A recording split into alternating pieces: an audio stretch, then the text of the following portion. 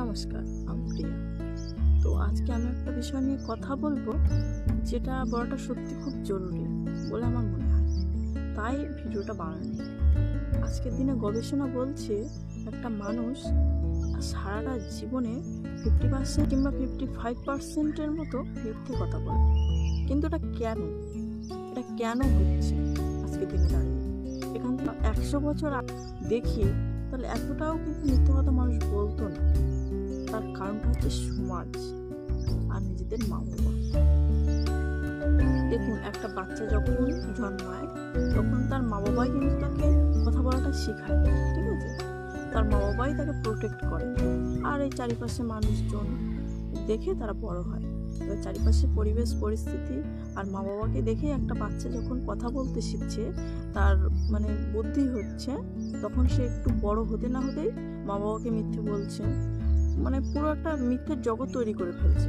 কিন্তু ওগুলো কেন হচ্ছে সেটাই আজকের মূল কথা। ধরুন, আপনার বাচ্চা একটা অন্যায় করেছে, ঠিক আছে, একটা খারাপ কাজ। বাচ্চাকে ছোট থেকেই বলে এসেছে মিথ্যে বলা যাবে, ঠিক আছে, মিথ্যে বলা যাবে না। কিন্তু তার সাথে সাথে এমনভাবে তাকে শাসন করেছেন যে সে সত্যি বলার সাহসটাই হারিয়ে ফেলেছে ভিতর থেকে। তুমি এটা করলে তোমাকে বকবো, তুমি ওটা করলে তোমাকে খুব মারবো, তুমি ওটা করলে তোমাকে ক্ষমা করা হবে না, তোমার চারিপাশে ভালো কাজগুলো তুমি করবে, খারাপ কাজগুলো করলেই তোমাকে খুব করে শাসন করা হবে, খুব করে মারা হবে। এগুলো কেন? বাচ্চার সঙ্গে এমনভাবে মিশতে হবে যেন সে আপনার সঙ্গে বন্ধুত্বের মতো আচরণ করে, যেন সে একটা খারাপ কাজ করলেও সেটা আপনাকে বলার সাহসটুকু অন্তত মনে পায়। যদি আপনি একটা খারাপ কাজ করলেই তাকে খুব মারছেন, খুব বকছেন, তাহলে সে দ্বিতীয়বার যদি একটা ভুল করে আপনার কাছে এসে কোনো মতেই সে বলবে না, সে মিথ্যেটাই বলবে।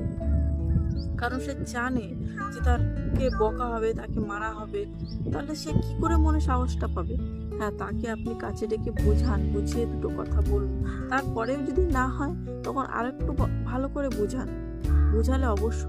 বুঝালে একটা পাখিকে যদি আপনি বুঝিয়ে যদি কথা বলাতে পারেন, তাহলে আপনার বাচ্চাকে কেন পারবেন না সঠিক পথে নিয়ে আসতে? বলুন তো দেখি। তাই বলে আমি এই কথাটা কখনোই বলবো না যে নিজের বাচ্চাকে শাসন করবে না, অবশ্যই করুন, কিন্তু সেটা সীমার মধ্যে, যাতে সে সত্যি বলার সাহসটুকু আপনার কাছে এসে পায়। সেই রকম ভাবেই তৈরি করুন নিজের বাচ্চাকে, তাহলেই দেখবেন মিথ্যে কথা বলবে না।